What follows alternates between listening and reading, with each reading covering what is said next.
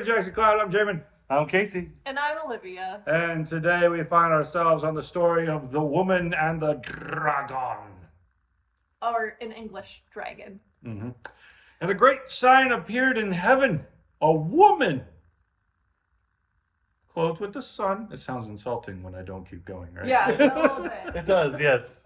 Clothed with the sun and the moon under her feet. And on her head a crown of 12 stars. She was pregnant and was crying out in birth pains and the agony of giving birth. And another sign appeared in heaven. Behold, a great red dragon with 7 heads and 10 horns, and on his head were 7 diadems. His tail swept down 1/3 of the stars of heaven and cast them to the earth. And the dragon stood before the woman who was about to give birth, so that when she bore her child, he might devour it. Fusroda. What? Skyrim. The shout language. I knew that was Skyrim-nese. Okay. She gave birth to a male child, one is to rule over the nation with a rod of iron. But her child was caught up to God and to his throne. And the woman fled into the wilderness, where she has a place prepared by God, in which she is to be nourished for 1,260 days. Okay, so this is, Casey's trying to do math. Stop it. I'll just tell you, it's like 2.5 years or something? I don't know. 3.45 years. So 3.5 years is what we're going for when we say 1,260 days. Yeah, but how many months is it? 12 times 3 plus 6. So 36, No, why would 40, you- 42. Thank you. See, that's a much cleaner number than It's doing the answer to all things. 42. Do you know what that's a reference Yes, to? but I haven't seen it. I just know I it. haven't seen it. It's a book, first off. No, it's a movie. Yeah, it's not that great of a movie. It's not that great of a movie. I'd watch it again, though. That's Bill and Ted, right? You children, and you're thinking of movie references. Listen, it's just one of the No, Pop this movies is- I haven't seen. this I- is- No, that was Hitchhiker's Hitchhiker's Guide to the Hitchhiker's Galaxy. Oh, that one. Okay. So long, and thanks for all the Okay. fish. So sad that it has Remember, always come bring to your this. towel. Okay. Anyways, this is all just a bunch of babble fish. Okay, so you get it. All right, so great sign appears in heaven. What on earth is going on here? First off, in Revelation 11, 7th trumpet was blown after the 7 seals have been opened, right? 7 seals open, looks like we got to the end. Yay, Revelation's over. Nope, now we go back to the beginning, we do it all again. 7th trumpet, yay, we got to the end. And now suddenly we're like talking about, Medieval fantasy. yes. Except Did medieval times haven't happened yet, so it's kind of weird. I don't know what to tell you. All right. But, I mean, I do like the fact that it did go into, like, science fiction right here, it feels like. Yeah, no, like this is, yeah, fantasy. Yeah. I love that fantasy is in the Bible. In your face, all nerd haters. Okay, help me make sense of what's going on here, because I'm... There was a dragon and a woman. Okay, and yeah, I got a that crown, part. 12 stars. Yep. Okay, well, first off, we've Thank done you for just repeating the words that I've already read 3 times. we've done so many episodes that you guys don't remember. We've already talked about this, but you can go check out our episode Jesus's birthday in order to No, that episode was called A Theory. a theory on Jesus's birthday. It was part of a Christmas series. And she looked really cute in it, is what she told us, which is why she wanted to make sure you watch that video. Yeah. Is that correct? So go watch it. I forgot it exists. Okay, so we're doing this over fresh, but if you want to go deep into what we've already talked about on that, go check out that episode after this, as well as you'll see some references to a podcast from Michael Heiser to go really, really deep. But in this particular case, let's start with what we know. There's a lot of stuff going on where? In the sky. In the sky. What does that already communicate to us? Constellations? Constellations we might be thinking of. Yep. We've seen those kinds of things show up already in Revelation on our episode of like the different faces of the beings in heaven representing cardinal directions on a compass, as though God's throne can be moved by the four living creatures north, south, east, west towards those constellations. He has full freedom to go wherever he wants. So yes, that was an episode we already did. What in this would be a constellation if we went that route? The dragon. The and crown. The woman. Both, to me, might be constellations. Yep, dragon and woman, and we do have constellations in ancient cultures representative of such Wait, things. hold on. What type of dragon are we thinking of? Are we thinking like A 7-headed one with 10 horns and 7 diadems. how many wings? I don't know, it doesn't say. So is this a Chinese dragon or a European dragon? I feel like you always go the wrong direction with what we're trying to do here. Because like there is a Year of the Dragon in Chinese culture, and so therefore it could be based somewhat on that. Potentially, if it was one of the Chinese dragons, as opposed to the giant, Skyrim-like dragons.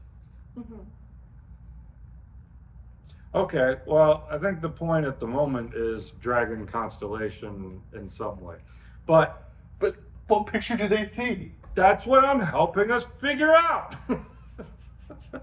A great sign appeared in where? The sky! Heaven, yeah. So remember, they're looking up at heaven. Here's what they see: a woman, and we would think a constellation, right? Clothed with the sun. So where would the sun be in regards to her? Near the torso? Probably like behind the constellation, right? That makes sense. The moon is under her feet. So moon is down there. And above her head are 12 stars as a crown. Okay. So that right there is like, if they're thinking in terms of constellations, they would be thinking, this is where everything appeared in the sky on this particular night of something, right? And she's pregnant, crying out in birth pains, of agony of giving birth. A sign appeared in heaven, a red dragon, 7 heads, 10 horns, and on its heads were 7 diadems. So now we get another constellation coming about. See, now I'm thinking more like Hydra. If it had 7 heads, it'd be like a Hydra. Yeah, well, okay, so that's another route that we will go in one of our next episodes. But in this particular case, the dragon constellation shows up and sweeps down 1/3 of the stars of heaven, casts them to the earth. Okay. So now we have, like, when we think of Maybe a stars, meteor shower? yeah, we could be thinking of a meteor shower, or just if we go back to some of the other things we've said in Revelation, stars are what? Well, Spiritual beings. Spiritual beings. So there's a mix going on here. John is trying to tell us what we see in the sky, mirroring something going on spiritually, mirroring something going on historically, all lumped into one thing. Now here's why I think this is important. Isn't it John who Jesus bonds to Mary? Yes. I think so, right? Yeah. That sounds about right. Making me feel crazy. No, John's the one that Jesus asks to take care of Mary. Pretty sure. John 19:26. Jesus saw his mother and a disciple whom he loved. John, always got to call himself the one who Jesus loved. Standing nearby, he said to his mother, "Woman, behold your son." Okay. That probably means that John spent some time with Mary after all of this, right? Because, I mean, if Jesus is going to the cross, carrying his own cross, looks at you and gives you his dying wish, you think you're going to take that seriously? Yeah. Okay. I mean, Yeah. Yeah. Yeah. Well, as this story goes on, what we read was, where is it? She bore a child and gave birth to it, and the dragon tried to devour it. Does that sound familiar historically at all? Yeah. How so? When Jesus was born, they had to kind of go into hiding to not have him be killed. Yeah, because Satan tries to bring out Herod to go and destroy this baby. Okay. Okay. Here's, if track with me. The wise men figured out that Jesus was born how? Stars. So this, you're saying that this is taking us back to Jesus' birth, and we're recounting that scene in the middle of Revelation. Mm-hmm. And here's what. But with dragons and crowns. And Well, but that's what I would suggest going on. The wise men didn't just look at a star and be like, "Ah, it's the Jesus star." You know, like that's no, like wise men were trained astrologers, so they are trying to read into a story that's happening in the sky. What if the wise men see what's going on in the heavens, are able to deduce from this woman overlapping the sun, moon at her feet, dragon rising up, are able to deduce this kind of story happening. Oh, the son of God, the Jewish king must have been born. Let's go and see if we can find him. And they go. What if the wise men tell Mary the story as to how they ended up here in the first place? So as John was writing this book, Mary's Mary then telling John the story, and he writes it down. Yeah, it's kind of like in the TV show The Chosen. There's no, it's in the Christmas movie of The Chosen. Mary's Magnificat at the end of it. Like, I think it's Luke. He's like, I've just about finished my gospel, and they're like, Mary wrote this song back when she found out she was pregnant. Why don't you put it in your gospel? What if this is similar to that? John's like spent time with Mary. She's like, oh, did I ever tell you the story of what the wise men told me, you know? And then they relate that story, and then John puts it into his apocalypse.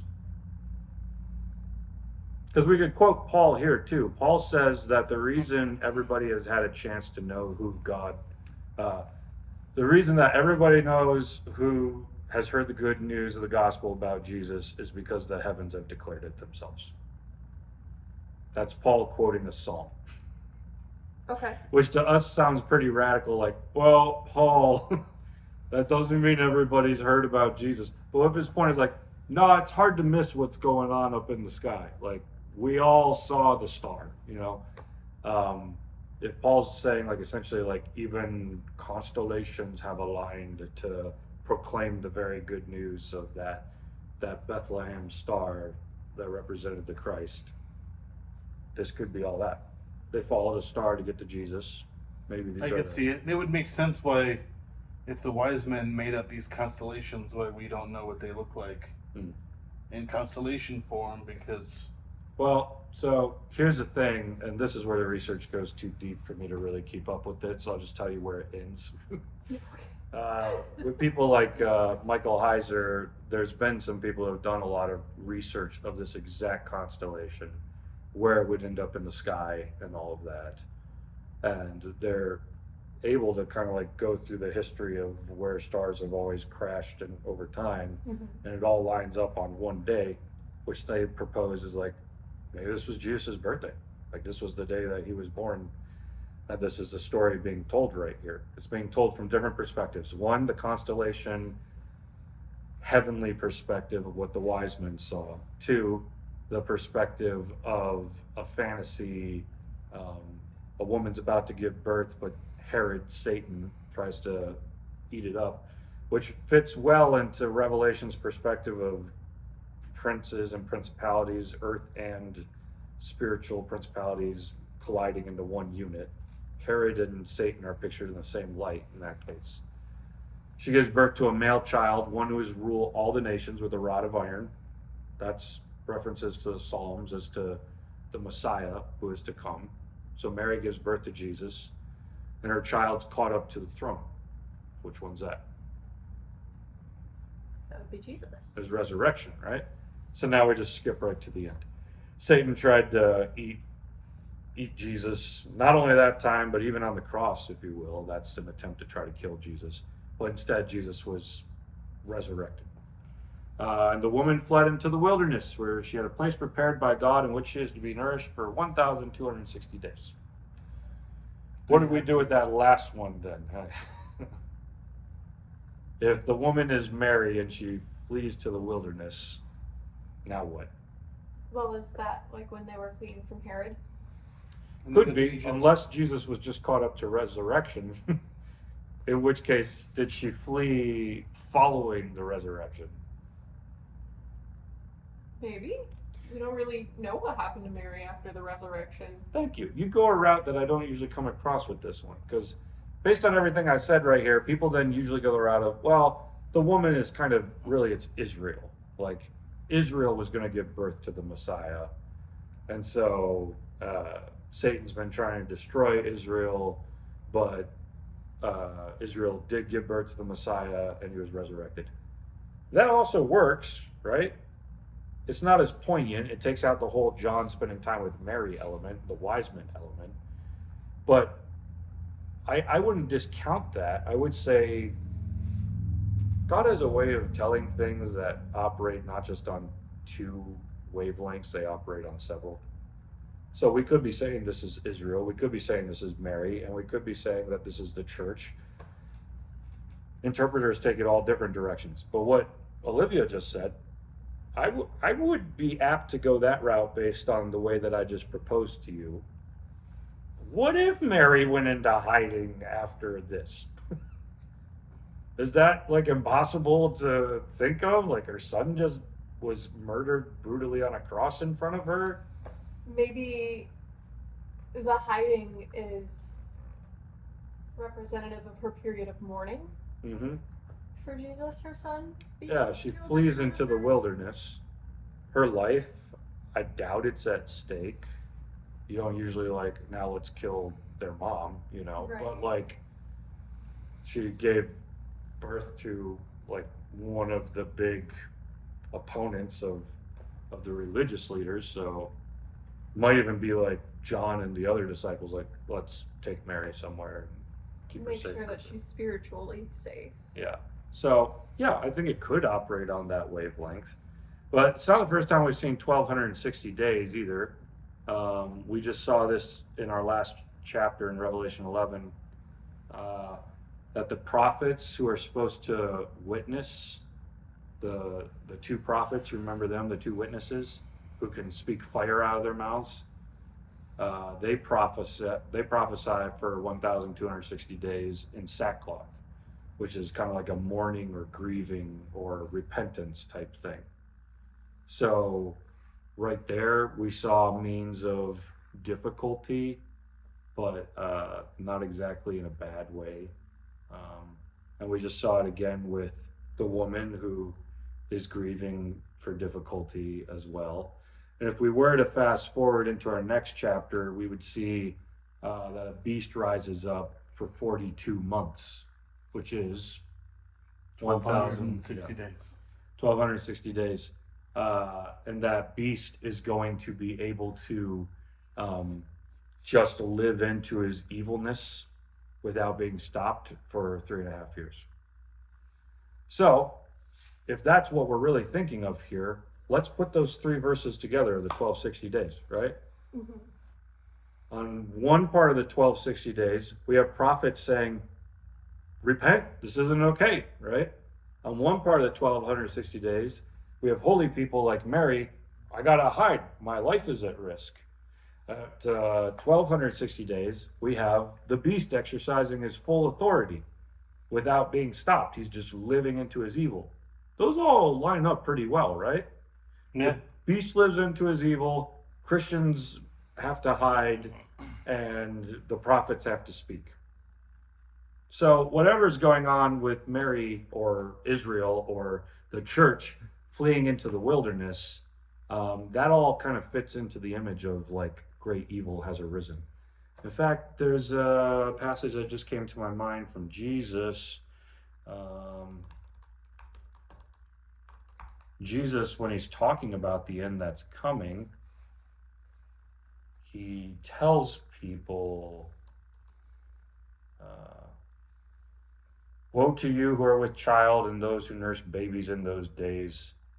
Pray that your flight may not be in winter or on a Sabbath. Flee to the mountains. So Jesus quotes a passage that John might be working with, that one day the world will come under something so evil that the Christians are just we got to get out of here. They have to flee to the mountains. Yeah. And I feel like when I read this passage that this is what John's talking about. This is the moment of that apocalypse. The beast has taken on authority, and Christians are going to have to like be careful, because who does the beast hate more than anyone? God's people. And I feel like we've seen this throughout history with great atrocities that have happened, right? Again, it's a cycle. It's not just one time. But one day there will likely be like the cycle of cycles, as we've said many times before in this. So anyways, that's a very different way of reading this passage. I think there's so many interpretations of this passage because it just sounds super weird, right? What, you mean you don't like John becoming George R.R. Martin in the middle of his... I like Lord of the Rings appearing in the Bible. That makes me happy. Fine, touche. I think I think the reason that so many things get birthed out of this is because John, we forget he's a person. And what if John is just like, I was sitting with Mary and here's a story she told me based on her experience with the, like I realize I'm also speculating and reading all that into it, but we just saw a whole lot of constellation work and whatnot. And I don't remember the exact day that was Jesus' birthday. You'd have to check out our episode where I think I quote it, but I'm fairly sure it's September 11th, which to us means something else. But I think that was maybe, what? I almost want to say, but this is just me remembering things wrong. On one particular year, maybe, that could have been the Jewish New Year. Maybe. I'm not going to get into it because I don't want to be wrong. But if I was right, Jesus born on a Jewish New Year, something like that. Probably not the case. I don't know. Check out our other episode. That was 2 years ago we recorded that. And with that being said... But hey, that's just a theory. A Bible theory. Join our Discord. Like, subscribe. Sue her for copyright infringement. Pretty much that. That's about it. And we'll see you in court.